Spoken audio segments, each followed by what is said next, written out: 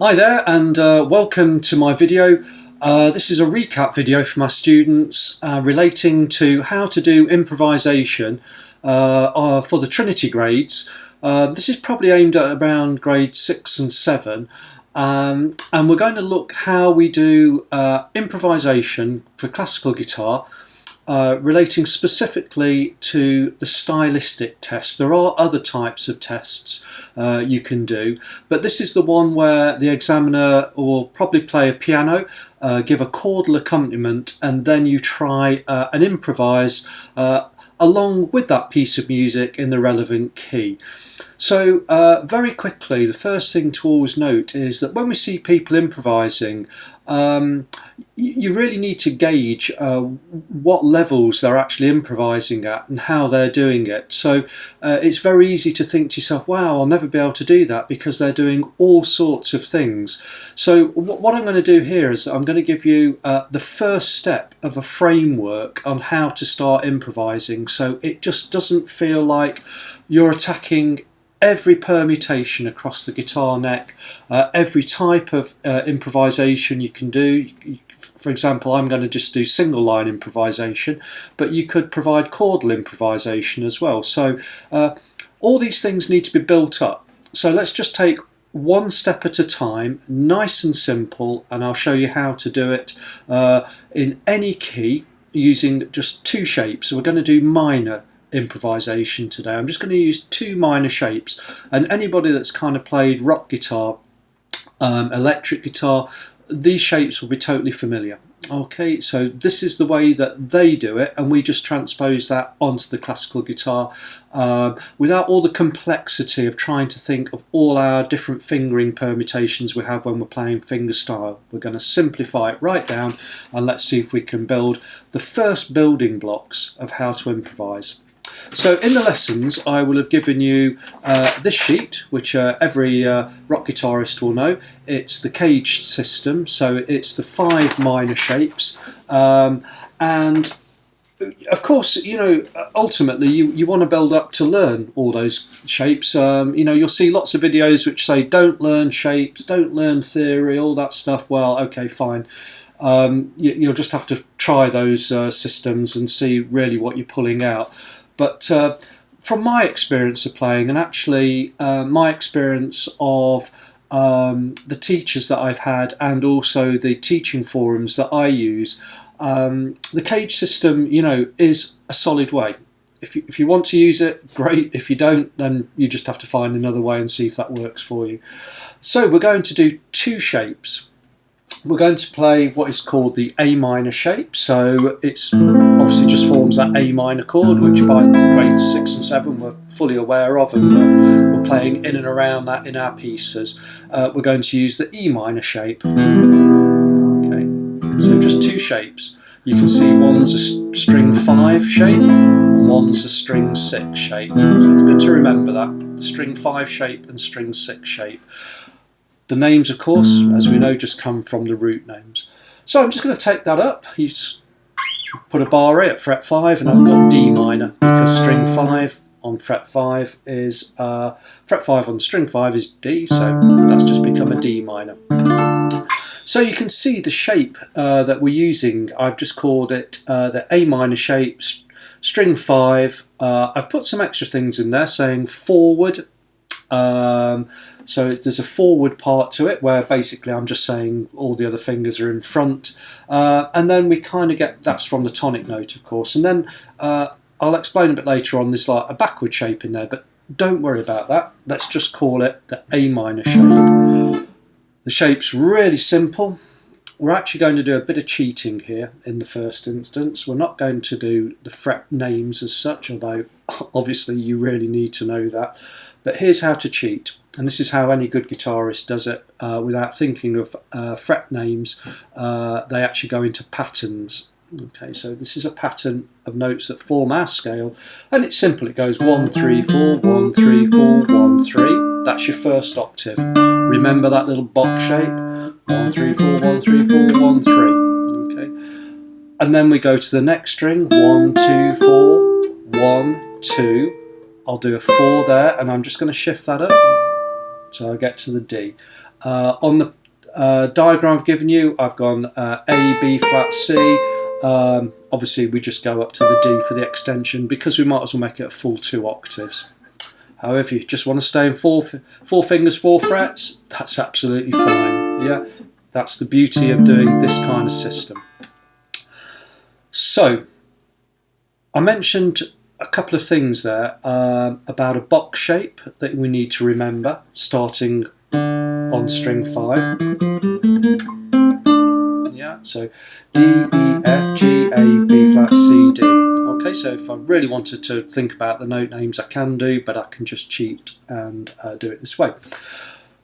Remember that shape. Remember then the bottom octave, or the higher octave I should say. Bottom, it looks bottom on the strings but here, but it's the higher pitch octave. So this is now, it kind of, some notes are kind of going backwards, they kind of look like they're going backwards from the 3rd finger, so that's why I just call it a backwards cell. Okay, so it's string 3 backwards, and we've got root on the 3rd string, and then 1, 2, 4, 1, 2, 4, nice and easy to remember, up 2 frets, yeah, to the octave D. So we broke it down straight away into 2 octaves, 2 smaller chunks. So now I'm going to work with that. The backing track that I've done for my students is simple. We just kind of, it's I can't remember, something like this. I've just had a little bit of Latin rhythm to make it more interesting. Okay, and then what actually happens in the backing track, you get 16 bars of that on 1 chord, because it's important to be able to improvise on 1 chord and then all the notes sound really good, and you get a comfortable feeling of the sound of the notes. And then it just steps down, so we get C sharp minor, and everyone goes, wow, what's that key? I don't do that in my scales at the moment. And you're quite right, we don't, but that doesn't stop us improvising along to the shape. Yeah, we can just play along and just play the shape. That's the second thing really. I've just said you can learn the note names, but you can play by shapes. And this is what guitarists do a lot of the time. When you're especially playing supersonic fast speed, rock guitarists, they're playing through the shapes. Okay, yeah, they're targeting the right notes and so forth, but play the shapes and then it all becomes natural. It steps down to C minor, B minor, B flat minor, and then to A minor when we just go into the open strings. Octaves and their shapes, so important. So I can't, because of the way my computer's set up, I can't actually play the backing track and then improvise along to it. But I'll kind of do some cheating in a moment just to show you how I can do that without a backing track. Two blocks, a forward shape and a backward shape. This is how you learn to do it. So I'll stay in D minor. What happens is we get a D. So that's an A, a D. Right, so just let's get that tonic note in our head, okay? And then we practice, firstly, you always do this. Arpeggios first, the triad notes. D, F, A, D. Yeah, and it sounds sparse, but it sounds really correct because they're our resting notes. They're our target notes when we're on a chord. We go for those arpeggio triad notes. Not arpeggio, the triad notes. I'm playing them as an arpeggio. Okay, so let's get the correct terminology. Now play them as a broken chord, so we can get something like this. Yeah,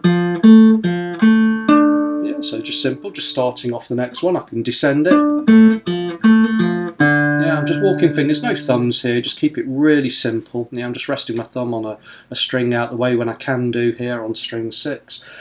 So I've automatically got it perfectly correct. You know, when I'm playing to the backing track, it works because those notes will sound like perfect. Obviously you've got your tonic note, the ultimate resting note, your fifth, very harmonious, it just glides into there, and the third gives it the quality of major or minor, and therefore a little bit more bite.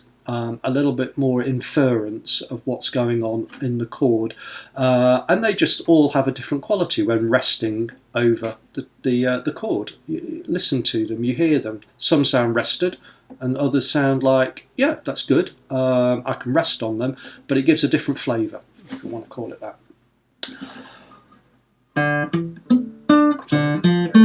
Okay, there you go. Now we start to add in. And I'm just one octave only, I'm just doing the forward shape. Let's add some scale runs. Okay, this is too boring. I'll just get my computer going. This is too boring to go. Okay, could act as a flourish once in a while, but certainly don't want to do it just when you've only got 16 bars and an exam to practice. The same going down. So what we do, we just kind of do little runs. So for example, I'm going to go up and then rest on a triad. So D, E, F, G, F, I'm resting. Let me start, for example, on the F here. Yeah, so I went F, G, A, B flat, rested on the A. You get the idea, I'm just using little runs. Don't go into jazz. Such a bad explanation to say that. It's really unfair. Even though it can sound very incoherent, it isn't. Jazz players are really targeting notes that we're not thinking about because maybe we just don't train that way in classical. But we kind of do, but we don't do it in the same sort of way. We do it in a very much more structured, controlled way of playing the music, where they're in there. And in fact, of course, jazz, like all forms of music, you know, it's all got its roots, it's all come from somewhere, and I guess if you just keep going back in periods and eras, you'll start to see jazz, blues, everything, even in classical music from like the 1700s, 1800s, it's all there, it's all just been developed from that styles of music. Don't let anybody else tell you otherwise, it's all there. Okay, you saw what I'm doing, I'm just playing little runs. And it works perfectly. It's all going to be great over one single chord. Yeah, they'll all work perfectly. So we've done triads, we've done scales, but intertwining those triads. Yeah, just pure scale runs all the time. Can sound effective in certain things. Yeah. Okay, eventually I'll rest on a triad note. Now what we have to do is then say, right, okay, well, we're getting a bit bored playing just a few notes in the bottom octave, so let's hit the top octave. Yeah, and now it starts to sound a bit more interesting maybe, because these notes will sound higher, more distant away from the backing accompaniment that a examiner would be playing. Yeah, so just imagine a rock guitar playing then those very high notes, it separates itself from the low bass. The drums obviously have that lower feel to it. And so they sonically move into a different area. Great, you know, that's like the pitches are great, and then it's just playing with a band as such in the space as you find your gap, and everything comes together. Okay, so I'll give myself a D now, and now I can play over that. Yeah, so this is how I sometimes practice. Just give myself a D drone note. Running through the scale of the arpeggios, of course, so the arpeggios here, if I do an arpeggio for the triad notes, it's D, F, A, and then a bit of a leap there. Okay. Actually, that's an important word I've just brought in there, leaps, because I haven't been doing leaps, like, for example, lots of jazz players, but lots of rock guitar players do it. It's a perfectly valid improvisation tool and composition tool. They're exciting, it just jumps from one thing to another, fantastic. But a lot of the times we want to kind of move somewhere in a structured sort of way, hence the scale playing. Yeah, and then resting. It's got that little sequences of notes that now start to sound like you're composing, and you are. That's what improvisation is. It's composing, but then never to be kind of replayed almost exactly the same again. You get the stuff in your fingers, you'll be able to do it. So I'm waffling on a bit, so bear with me. I've broken a lower octave. Okay. With its triad, it's upper octave. Yeah, and therefore we've got the two shapes written down. It's very simple. You just play. You just improvise. You know, you just play to the backing track and do nice things. If it sounds good, it is good. If it sounds a bit way out, then that's okay. But don't try to play everything too way out, because the idea is try to play along to the sentiment of the backing track. They're not random. You can get things like slow marches, you can get Latin American, you can get swing pieces given to you, so like a modern day jazzy bluesy pop feel.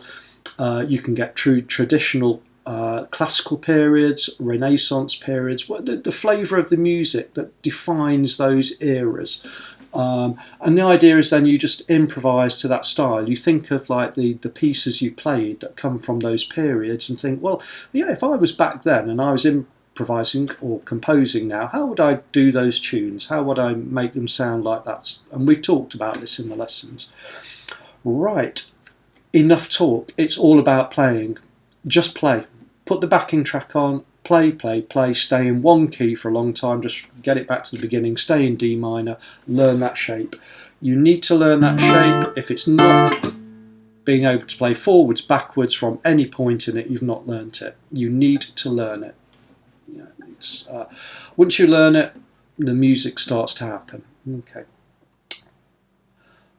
As I said, I've done the backing track, so it covers all the minor keys, going from D minor down and so on, all the way down to A minor. I've also put a backing track up now for A minor to G sharp minor, G minor, F sharp minor, F minor to E minor. And so to do that, if you've got one of those keys, for example, it came up in G minor, you enter the exam room and you say, right, you're going to improvise over a G minor backing track that the examiner plays. You think to yourself, wow, what do I do? G minor, God, I can't remember those notes at all. Well, actually you don't have to. You just go to here and just finger 1 on G and then start to say, right, I need my minor shape, so I'm going to teach you that now. It's on that sheet I gave you. The beauty is about the guitar, it starts to repeat itself, so this will feel a lot simpler and a lot quicker for me to explain. Forward cell, yeah, minor. 1 3 4 1 3 4 1 3. Wonderful. Yeah, it's exactly the same as 1 3 4 1 3 4 1 3. Okay, so when you start on strings 5 or 6, the first octave shape is exactly the same.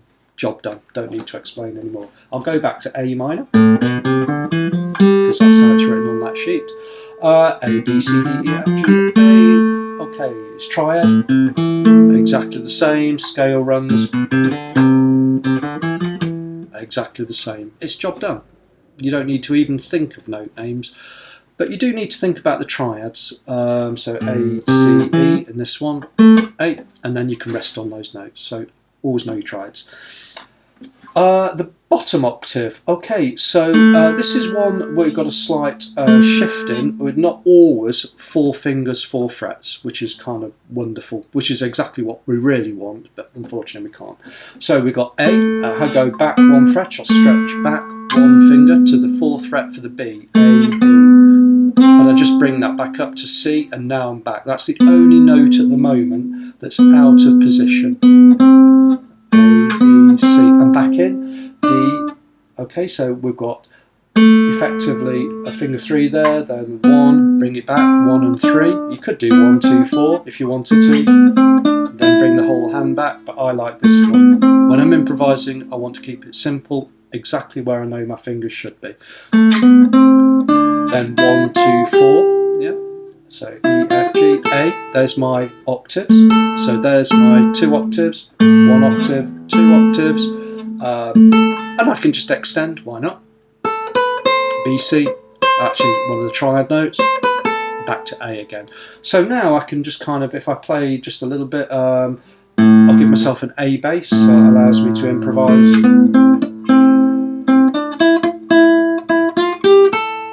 Okay, now I can just go up a little bit. Can you hear how that, it's good, but it's not rested completely as if I'm coming to the end of a phrase or sentence. Okay, there you go, so I've rested back on. Wow, that was simple. Learn 2 shapes. Get them completely in your head to start off with. Always rest on the tonic notes, and it kind of gives you a sense of purpose. Then you know where the home note is all the time, because that's your go-to note for starting and ending phrases a lot of the times. Triads, 1 octave, triads, add scales, triads and octaves, go to the next octave and do the same. And then if you feel really confident, which I don't actually suggest you do in exams because you can get lost too quickly, always work in 1-octave blocks. Even if you're crossing over those octaves, just cross in and out of the tonic note that's in the middle there. So you can get something like, yeah, so you come back again. That's it. I can't put it any simpler than that. You learn your shapes, learn your triads, mix and match them, and then just to the backing track, you'll hear it kind of change key. There's a pause, a couple of chords that take us sort of like it's going to change. You get a 4-click count, and then you just move your shape down. So for this one, this backing track, the string 6 minor shape 1, you just simply then just start to play 1 fret lower. Yeah. It's good if you actually do take time to say it's G sharp minor, so G sharp, B, D sharp, G sharp, yeah, and then just keep finding those triads. Let's go back. Well, I don't know if I was playing in the right key there actually. G sharp, B, D sharp, G sharp, B, D sharp, G sharp. There's too many sharps to say. B, D sharp, yeah, G sharp, B. And then you can just like say, right, well, I'll keep playing on that. I'll just keep rewinding it to that point and just play along until I get used to it. That's a great way of knowing your triads. But you can do the shapes as well. You can just kind of, as I said, just let the track go through and just keep moving down. So have fun with that. It's really simple when you break it into small parts. If you start to do this straight away, for example, A minor,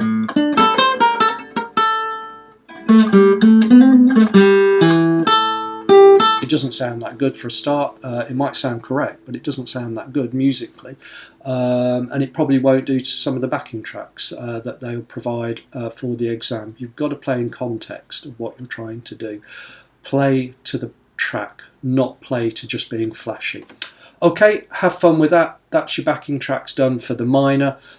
String 5 shape covering all those keys I talked about, so remember, and then the 6 for those keys. Have fun, and I'll be looking to hear what you've done.